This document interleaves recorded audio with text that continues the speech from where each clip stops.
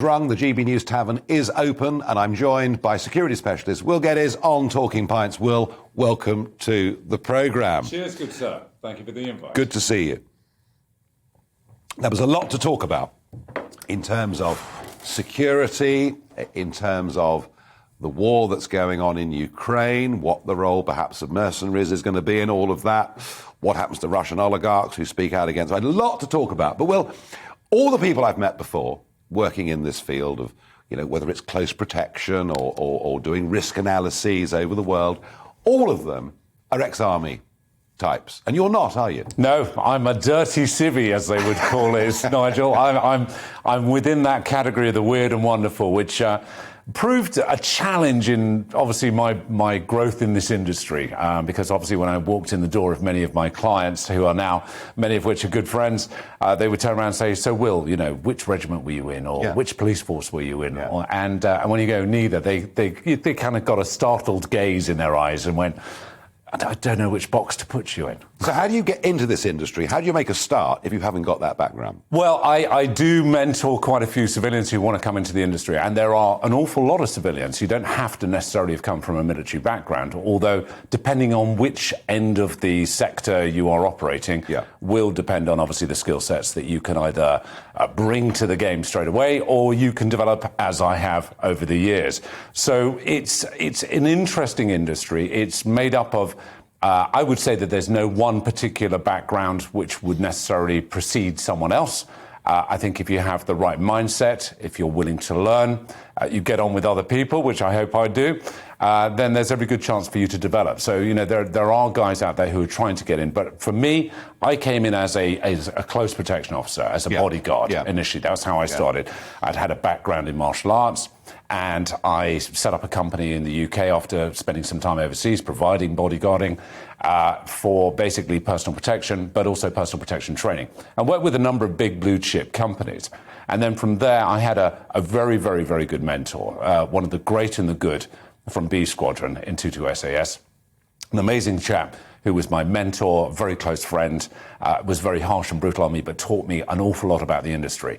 And then from there, as the business grew, got to know lots of other people. And I think one of the skills you have to have in this industry is to be a sponge and just literally draw as much information as you can. I think in life. Yeah, it's a good point. I think in life. It's why work from home was so objectionable, because particularly young people getting into any business, they learn from older people, they learn from experience, they absorb information. I hope those days are firmly behind us. Yeah, me too. Well, I mean, in this country, it's interesting, isn't it? There are a lot more rock stars, very well-known footballers, whatever it is. And I, of course, had it myself for many years and still have to be thoughtful about where I go and what I do. A lot more people now need some form or feel they need some form of protection in this country. It's as if the barriers between us, the normal barriers, have been broken down, I think, by social media. And, the chance of being accosted now is higher than it ever was. So that end of the industry, I guess, is booming.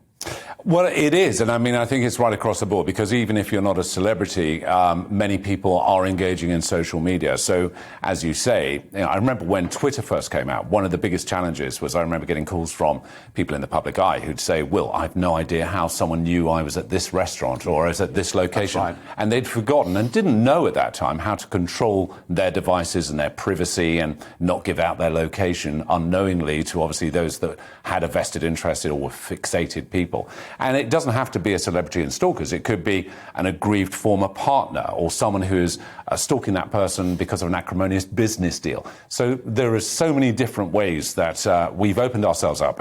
You're absolutely right, Nigel, in terms of our availability or potential access to other people. Yeah. I mean, clearly, I was somebody with a very controversial opinion. So controversial, it got a majority in a referendum, but hey. But it was, and yes, and you're in a restaurant and someone tweets that you're there. And if you're not on the ball, you can have a problem very, very quickly. And that's where you need, have somebody looking after you, checking social media and everything else. Before we go on to the international dimensions of this, which I suspect when we come to Ukraine, there's going to be a lot to talk about. What about the security of our kids in terms of what they see online, where they go. What can parents do to try and protect their children? Well, it really is a big issue. Yeah, I mean, without giving a cheap plug, I did write a book about it a couple of years ago. I know. I think fundamentally what we've got to understand, and I was talking to one of the schools. I do quite a bit of sort of talks to schools and particularly to little ones about, what they have to be aware of in terms of their growing digital footprint and the profile that they're projecting. And that, back in our day, Nigel, thankfully we lived in the time of 35mm and Instamatics, and our childhood and our adolescence wasn't documented in the same way. Thank goodness. I know, absolutely. I think I'd be locked up today if that was the case. But I think for kids, they don't realise that, maybe an interview they go to in 10 years' time, their employer is going to look at their Facebook history, their Instagram history, their digital profile. And removing this stuff is really difficult, very, very, very hard. And people don't understand that the law actually doesn't work as well as one might imagine. And this right for privacy and removing things from Google, it's not that straightforward. So what I fundamentally say, and as I did to this school I was talking to today, is about parents really understanding that they can't use it for virtual nannying. They have to engage themselves in that child's digital life as much as they do in their real life. So if the child says, I'm talking to Jemima or Harry or Fred or whatever, in the same way as if they said, well, I'm going to go off and play with Harry, Jemima or Fred, they'd say, well, how do you know them? Do you know them from school or anything else? Don't just think because they're online, they don't necessarily pose as much of a threat, if not more of a threat. So it's about a parent talking with their child, having a constant dialogue, understanding what they're enjoying, what they're not enjoying, what frightens them, and understanding also in terms of content, what is seen can never be unseen.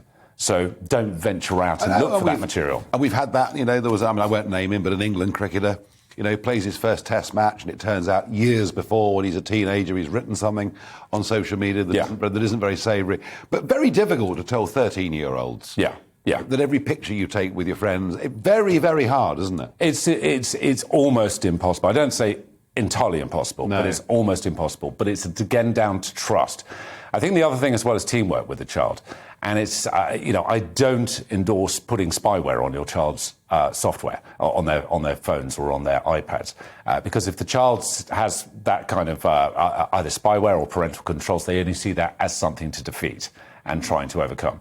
So it's about saying to the child, look, I trust you with this device. But the one thing I always have to drum into parents, and they're the worst generally, and as the old saying goes, and this is probably an awful analogy, there's no such thing as a bad dog, only a bad owner.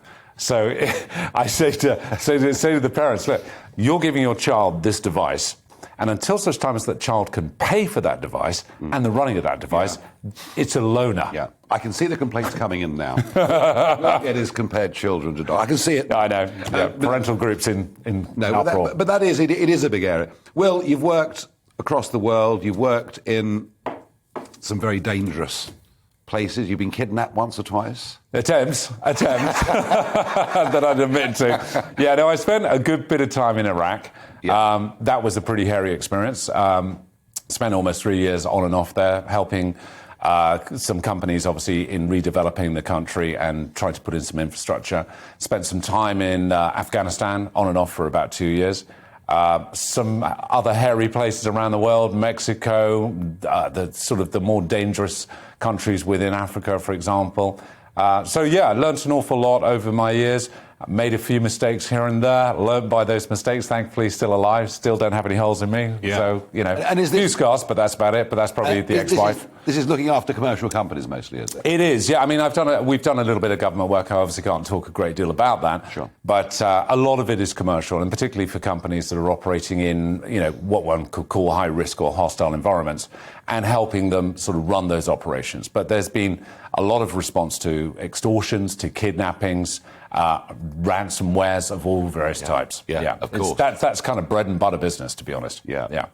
Now, I'm hearing stories that there are quite a lot of, not about you, no. I'm hearing stories, no, I've saved those. But no, I'm hearing stories that there are potentially quite a few mercenary teams being hired to go off to the conflict in Ukraine. What's the story? Okay, so there's two sides to this. There's the side for us industry, because, you know, ourselves, my company, a lot of other companies, we all draw from the same pool that is known as the circuit. And a lot of these guys are wanting to go down and join the fight. They've come back from Afghanistan and they've got the fire in the belly and they are warriors and they want to go and obviously do what they do best. Some are going down there. I know some are being paid about £1,000 a month to basically contribute and assist down there, and that's through Ukraine assets. There are the others, which are run by private military companies, similar to my own, where individuals are being offered proper salaries to go and operate, obviously, in Ukraine.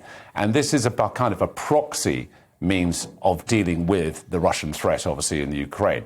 And it's a very interesting angle at the moment, because those PMCs, which are generally offshore, are being financed, and it's literally comparable and in parallel to, say, the Wagner Group or Wagner Group that we talked about last night. Yeah, which is basically a plausible deniability mercenary unit that Putin uses. They are disassociated to the Kremlin, but all the dots join that it is evidently a third-party operation. So similar, whereas maybe we can't get involved in a visible sense. To say we're not involved in the fight, we are very much involved in the fight. Even if we haven't got troops on the ground, we're involved in the fight. But this is a means of getting combat troops in there through private military companies that may be allegedly sponsored by countries. Is there a moral question around all of this, around the hiring of mercenaries? A lot of people would think there is.